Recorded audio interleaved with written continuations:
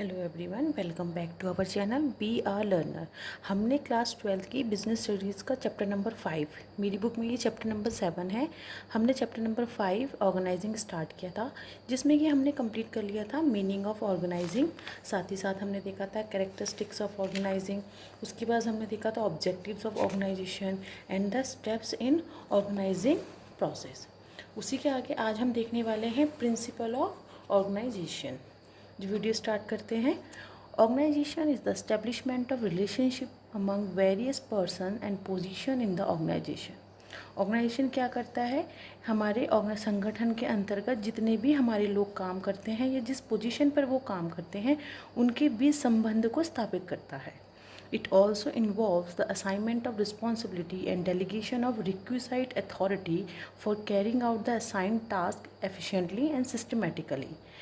अब प्रिंसिपल के अंदर वो भी इन्वॉल्व होता है कि जो हम उनके दायित्व और जो उनकी रिक्विसाइट है, अथॉरिटी, अधिकार जो उनको देते हैं, वो एक टास्क को कंप्लीट करने के लिए एफिशिएंटली और सिस्टमेटिकली के लिए बहुत इंपॉर्टेंट है। If the work is not allocated properly there may arise conflict, confusion and friction among people. अगर कोई भी कार्य सही से एलोकेट नहीं किया जाएगा, कार्य का बंटवारा सही से नहीं किया जाएगा, तो उससे क्या होगा? मतभेद पैदा हो जाते हैं, संघर्ष पैदा हो जाता है, कन्फ्यूजन हो जाता है लोगों के बीच में। On the basis of past experience, certain principles have been derived for a sound business organization. हमारे बीते हुए अनुभवों को लेते हुए साउंड बिजनेस यानी कि बिजनेस को अच्छे से या सुचारू रूप से चलाने के लिए कुछ प्रिंसिपल्स निर्धारित किए गए हैं। टोटल 14 प्रिंसिपल ऑफ ऑर्गेनाइजेशन है जो कि निर्धारित किए गए हैं, जिसमें कि पहला जो प्रिंसिपल है वो है principle of objective. The enterprise should set up certain AIIMS for the achievement of which various department should work. अब जो कोई भी हमारा एंटरप्राइज है, जो बिज़नेस है, वो क्या करता है? कुछ एम और कुछ गोल्स को क्या करता है? निर्धारित करता है, जिससे कि जितने भी हमारे डिपार्टमेंट होते हैं उसको प्राप्त करने के लिए कार्य करते हैं। A common goal so devised for the business as a whole and the organization is set up to achieve that goal. एक कॉमन गोल, कॉमन उद्देश्य को निर्धारित किया जाता है जिससे कि पूरा बिजनेस क्या है उसकी तरफ कार्यरत होता है, और ऑर्गेनाइजेशन क्या करता है? उस गोल को अचीव करने के लिए क्या करता है? कार्य करता है। In the absence of a common aim, various departments will set up their own goals and there is a possibility of conflicting objectives for different departments. अगर हमारा कोई एक कॉमन एम या कॉमन उद्देश्य नहीं होगा तो जितने भी हमारे डिपार्टमेंट्स हैं, हमारे एंटरप्राइज में जितने भी डिपार्टमेंट हैं, उनके जो वो अपने अपने अलग से गोल निर्धारित कर लेते हैं, और वहाँ पे क्या है, एक पॉसिबिलिटी बन जाती है कि उनके बीच में मतभेद पैदा हो जाएंगे और डिफरेंट डिपार्टमेंट्स के अपने अपने उद्देश्य हो जाएंगे। So there must be an objective for the organisation. इसलिए ज़रूरी है ऑर्गेनाइजेशन में एक उद्देश्य का होना। सेकेंड प्रिंसिपल है principle of specialisation. The organisation should be set up in a such way that every individual should be assigned a duty according to his skill and qualification. Organisation को कैसा होना चाहिए? इस तरीके का होना चाहिए कि हर एक इंडिविजुअल, हर एक व्यक्ति को ड्यूटी जो दी जाए उसके स्किल, दक्षता, उसके क्वालिफिकेशन के आधार पर दी जाए। The person should continue the same work so that he specialises in his work. जब एक व्यक्ति को लगातार सेम कार्य, एक ही कार्य दिया जाता है तो उस कार्य में क्या हो जाता है? स्पेशलिस्ट हो जाता है। This helps in increasing production in the concern. और जब उससे क्या होता है, हमारे जो एंटरप्राइज है या हमारा जो बिजनेस है उसके प्रोडक्शन में क्या होता है? इंक्रीजमेंट हो जाता है। थर्ड हमारा प्रिंसिपल है principle of coordination. The coordination of different activities is an important principle organisation. जितनी भी हमारी गतिविधियां हैं, जो हमारे कार्य हैं, उनके बीच में कोऑर्डिनेशन होना बहुत ज़्यादा इम्पॉर्टेंट है। In the absence of coordination, there is a possibility of setting up different goals by different departments. अगर हमारे बिजनेस में या हमारे कोई भी संगठन में कोऑर्डिनेशन नहीं रहेगा, उसका अब्सेंस हो जाएगा, तो उससे क्या होगा कि हर एक डिफरेंट डिपार्टमेंट्स के अपने अपने डिफरेंट गोल हो जाएंगे। The ultimate aim of the concern can be achieved only if proper coordination is done for different activities. तो ज़रूरी क्या है कि आपका कोऑर्डिनेशन होना और जितनी भी हमारी डिफरेंट एक्टिविटीज़ है उनको एक रूपता देना या उसको एक ढंग से कार्यरत करना। नेक्स्ट हमारा प्रिंसिपल है principle of authority and responsibility. The authority flows downward in the line. Authority कैसे जाती है? डाउनवर्ड जाती है, टॉप टू डाउनवर्ड जाती है, मिडिल से लोअर तक। Every individual is given authority to get the work done. हर एक इंडिविजुअल की अथॉरिटी होती है कि वो अपना कार्य पूरा करे। तो authority can be delegated but responsibility lies with the man who has been given the work. Authority क्या है? डेलीगेट हो सकती है, लेकिन जो रिस्पॉन्सिबिलिटी है, जो दायित्व है, उसी व्यक्ति के साथ रहती है जिसने कि वो कार्य दिया है। The responsibility can not be delegated under any circumstances. किसी भी परिस्थिति के अंदर जो हमारी रिस्पॉन्सिबिलिटी है वो डेलीगेट नहीं हो सकती। नेक्स्ट हमारा प्रिंसिपल है principle of definition. The scope of authority and responsibility should be clear defined. Every person should know his work with definiteness. हर एक व्यक्ति को यह जानना है कि उसका कार्य क्या है, निश्चित रूप से वो जानना है। If the duties are not clearly assigned then it will not be possible to fix responsibility also. अगर ड्यूटीज़ उनको असाइन नहीं की जाएगी सही तरीके से तो क्या होगा कि उनकी जो रिस्पॉन्सिबिलिटी है वो भी नहीं पता चल पाएगी। Everybody responsibility will become nobody responsibility. और जब ऐसा हो जाएगा कि सबका दायित्व है तो उससे क्या हो जाएगा कि वो कोई भी उस चीज़ को निभाना नहीं चाहेगा। The relationship between different department should also be clear defined to make the work efficient and smooth. जब डिफरेंट डिपार्टमेंट्स के बीच जो संबंध है वो क्लियरली डिफाइंड होंगे, पता चलेंगे, तो उससे क्या होगा, हमारा जो कार्य है बिजनेस का बहुत ही प्रभावशाली तरीके से चलेगा। नेक्स्ट हमारा प्रिंसिपल है span of control. Span of control means how many subordinates can be supervised by a supervisor. Span of control का मीन है कि कितने subordinates को कितने सुपरवाइज़र क्या करेंगे, सुपरवाइज्ड करेंगे। The number of subordinates should be such that supervisors should be able to control their effectively। subordinates की संख्या ऐसी होनी चाहिए कि सुपरवाइज़र उनकी गतिविधियों पर बहुत ही इफ़ेक्टिवली प्रभावशाली ढंग से कंट्रोल कर सके।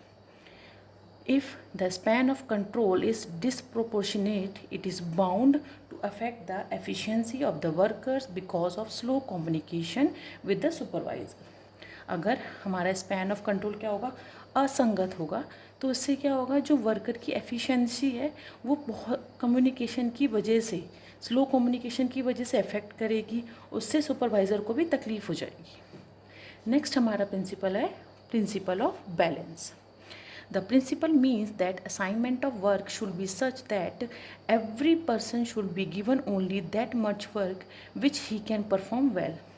अब प्रिंसिपल ऑफ बैलेंस का मतलब क्या है कि वर्क का असाइनमेंट इस ढंग से किया जाए कि हर एक व्यक्ति के पास उतना ही कार्य जाए जितना कि वो अच्छे से परफॉर्म कर सके। If some person is overworked, अगर किसी व्यक्ति के पास बहुत ज़्यादा अधिक कार्य चला जाता है, and the other is underworked, और किसी के पास बिल्कुल कार्य नहीं होता, then the work will be suffer in both the situation.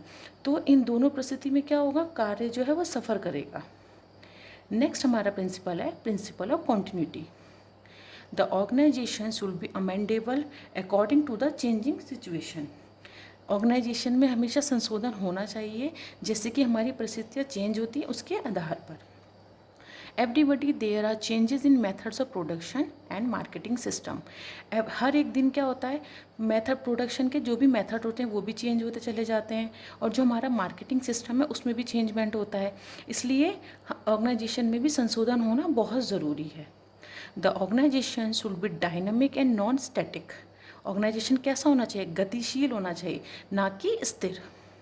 There should always be a possibility of making necessary adjustment. वहाँ पे क्या होना चाहिए कि एक ऐसा स्पेस होना चाहिए कि जब भी कोई एडजस्टमेंट करना हो उसको आसानी से किया जा सके वहाँ पर। आगे हमारा नेक्स्ट प्रिंसिपल है प्रिंसिपल ऑफ यूनिफॉर्मिटी, यानी कि एक रूपता। The organisation should provide for the distribution of work in such a manner that the uniformity is maintained. Organisation में कार्य का जो डिस्ट्रीब्यूशन है वो इस ढंग से वितरण होना चाहिए कि एक रूपता उसमें बनी रहे। Each officer should be in charge of his respective area so as to avoid dual subordination and conflicts. हर एक ऑफिसर जो है अपने एरिया का इंचार्ज होता है, जिससे कि ड्यूअल सुबॉर्डिनेट्स और मतभेदों से बचा जा सके। नेक्स्ट हमारा प्रिंसिपल है principle of unity of command. There should be a unity of command in the organisation. A person should be answerable to one boss only. एक व्यक्ति एक ही बॉस को उत्तरदायित्व रखता है या उसके लिए उसके प्रति क्या करेगा, जवाबदेही रखता है। If a person is under the control of more than one person then there is likelihood of confusion and conflict. अगर एक व्यक्ति एक से ज़्यादा बॉस के अंतर्गत रहता है तो उससे क्या होगा, कन्फ्यूज़न क्रिएट हो जाएगा और मतभेद पैदा हो जाएंगे। This principle creates a sense of responsibility to one person. अब principle of unity of command का क्या है, वो बताता है कि वो सेंस ऑफ रिस्पॉन्सिबिलिटी बताता है एक व्यक्ति के प्रति। The command should be from top to bottom for making the organisation sound and clear. Command कैसे आती है, टॉप मैनेजमेंट से लेकर लोअर मैनेजमेंट तक आती है, जिससे कि ऑर्गेनाइजेशन कैसा रहे, एकदम साउंड रहे और क्लियरली रहे। नेक्स्ट हमारा प्रिंसिपल है principle of exception.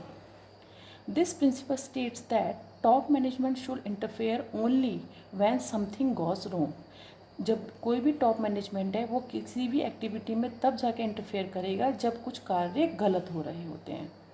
If the things are done as per plans then there is no need for the interference of top management. जब चीज़ें बिल्कुल सही तरीके से प्लान के अकॉर्डिंग चलती है तो वहाँ पर ज़रूरत नहीं होती है कि टॉप मैनेजमेंट अपना इन्वॉल्वमेंट करे।